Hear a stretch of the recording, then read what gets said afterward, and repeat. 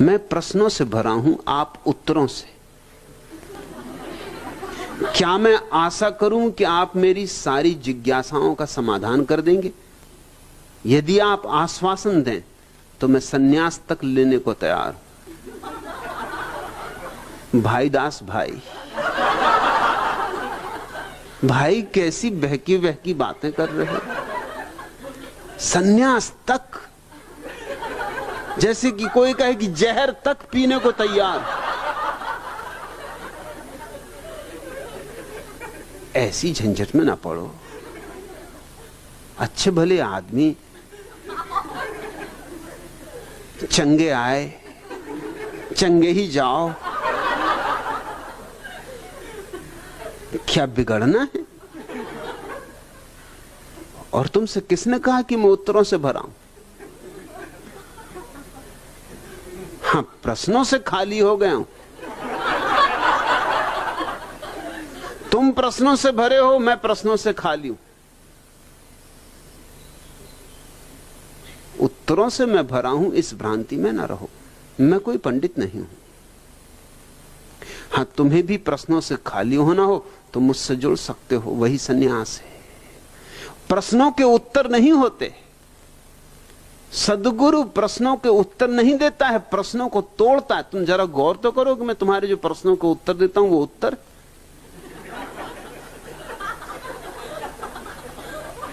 कि इधर से लंगड़ी मारी, उधर से एक दचका दिया, इधर खोपड़ी पर लठ मारा, एक खुद्दा आगे से एक पीछे से, इसको तुम उत्तर कहते हो? उत्तर होते शास्त्रों में, यहां तो कुटाई पिटाई हो जाती। और तुम कह रहे हो कि आप मेरी जिज्ञासाओं का समाधान कर देंगे यदि आप आश्वासन दें। गारंटी चाहते हो? एक ही बात की गारंटी दे सकता हूं कि तुम्हारे प्रश्नों को नष्ट कर दूंगा, एक एक प्रश्न को उखाड़ कर फेंक दूंगा, और उत्तर बाहर से नहीं आते। जब सारे प्रश्न गिर जाते तो तुम्हारे भीतर ही उत्तरों का उत्तर, समाधानों का समाधान। इसलिए तो हम उस अवस्था को समाधि कहते हैं, क्योंकि वो समाधानों का समाधान है, उत्तर नहीं है। जिंदगी कोई स्कूल की परीक्षा नहीं है कि प्रश्न पूछे और उत्तर दे दिए। लेकिन आदतें हमारी खराब हैं, सड़ी गली आदतें हैं, दकियानूसी आदतें हैं। गुलाम रूहों के कारवां में जरस की आवाज भी नहीं है। उठो उठो तमुद्दन के पासवानों, तुम्हारे आकाओं की जमी से उबल चुके जिंदगी के चश्मे, निशान सिजदों के अब जमी से मिटाओ। देखो छुपा ना ले वो लहू टपकता है आस्तीं से। गुलाम रूहों के कारवां में नफस की आवाज भी नहीं है। उठो उठो मोहब्बत के पासवानों, ये कोहरो सहरा, ये दस्तो दरिया तुम्हारे अजदाद गा चुके हैं। यहां पे वो आतसी तराना जो गर्मी बज़्म था मगर अब गुजर गया उसको एक जमाना। समंदे अय्याम बरक पा है, उठो उठो की तारीख हर बरख पर तुम्हारा शुभ नाम ढूंढती। न देंगे आवाज उसके शय पर जो वक्त उड़ता चला गया है। जमीन आंखों से मत कोरे दो, जमीन आंखों से मत कोरे दो, न मिल सकेंगी वो हड्डियां जो जमी का तारीख गहरा सीना निगल चुका है। नया करीना सिखाओ पामाल जिंदगी को। जमीन आंखों से मत कोरे दो, न मिल सकेंगी वो हड्डियां जो जमी का तारीख गहरा सीना निगल चुका है। नया करीना सिखाओ पामाल जिंदगी को। उठो उठो मजारों के पासवानों, चलो न गरमाओ जिंदगी को। ये ढेर सूने पड़े हैं इन पर, कहीं से दो फूल ही चढ़ाओ। गुलाम रूहों के कारवां में जरस की आवाज भी नहीं। ये देश क्या है? एक गुलाम रूहों का कारवां हो गया, जिसमें कोई जीवन की घंटियां भी नहीं बजती। गुलाम रूहों के कारवां में जरस की आवाज भी नहीं है। गुलाम रूहों के कारवां में नफस की आवाज भी नहीं है। घड़ियाल तो क्या बजेंगे, यहां सांस की आवाज तक खो गई। उठो तमुद्दन के पासवानों, ए संस्कृति के पागलों, उठो मोहब्बत के पासवानों। बहुत हो चुकी प्रेम की बातें, अब उठो। उठो मजारों के पासवानों, पूज चुके कब्रों को बहुत। उठो, अब थोड़े जिंदगी को जियो। ये ढेर सूने पड़े हैं, इन पर कहीं से दो फूल ही चढ़ाओ। भाई दास भाई, तुम कहते हो कि प्रश्नों से भरे हो। तुम्हारे प्रश्न तुम्हारे ही प्रश्न होंगे ना। और अज्ञान में क्या प्रश्न हो सकते, और ज्ञान में तो प्रश्न होंगे ही क्यों। अज्ञान में व्यर्थ के कुतूहल होते, या चालबाजियां होती, या धोखा होता, या पाखंड होता। तुम्हारे प्रश्नों में तुम्हारी ही छाप होगी ना। तुम्हारे प्रश्न तुम्हारे ही प्रतिबिंब होंगे ना। तुम्हारे प्रश्न आखिर तुम्हारे भीतर ही से तो आएंगे। अब बबूल में कोई गुलाब के फूल तो न लगेंगे। अब बबूल के कांटों को मैं बैठा रहूं, तोड़ता रहूं, इससे भी क्या होगा, नए कांटे उगते रहेंगे।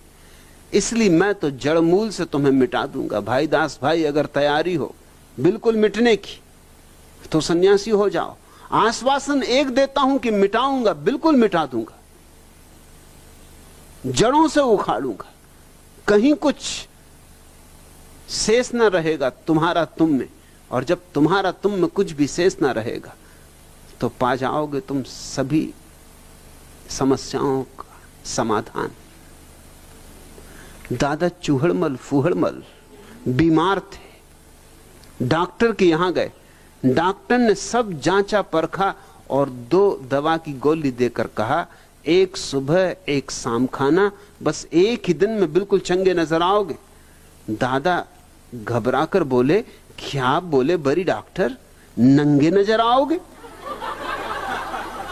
डॉक्टर ने कहा कि नहीं नहीं, मैंने कहा चंगे हो जाओगे, यानी मेरी दवा इतनी बढ़िया है कि एक ही दिन में बिल्कुल ठीक हो जाओगे। दादा बोले, अच्छा अच्छा यह बात है, बड़ी यह तो बताओ कि दवा काहे के साथ खानी? जवाब मिला, चाय या दूध के साथ खाइएगा। दादा को संतोष न हुआ, बड़ी डॉक्टर हमको तो एक बात बोल दो, या चाय या दूध, हमको दोहरी बातें ठीक नहीं लगती। डॉक्टर ने कहा, अच्छा तो दूध के साथ गोली लीजिएगा। दादा ने पूछा, दूध गाय का या भैंस का? डॉक्टर ने कहा, माफ करिए, मुझे और भी मरीज देखने हैं, अब आप ही अकेले तो नहीं कि आपसे ही थोड़ी सिर मारता रहूं। आपको जो दूध मिल जाए उसी के साथ ले लेना, उसमें कोई फर्क नहीं पड़ता। दादा बोले, बड़ी डॉक्टर गुस्सा क्यों होते हो? हम आज पहली बार ही एलोपैथी का इलाज करवा रहे हैं, इसलिए सब बातें क्लियर जानना चाहते। ना हमारे घर गाय है ना भैंस, बकरियां हैं। यदि बकरी के दूध के साथ गोली खा लूं तो कोई नुकसान तो नहीं है ना? उत्तर मिला नहीं। मगर दादा की जिज्ञासा भी समाप्त न हुई। बड़ी एक बार और बताओ ना, दूध गर्म चाहिए या ठंडा?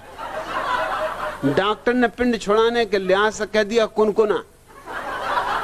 दादा बोले, ठीक, दूध गिलास में पीना कि कटोरी में?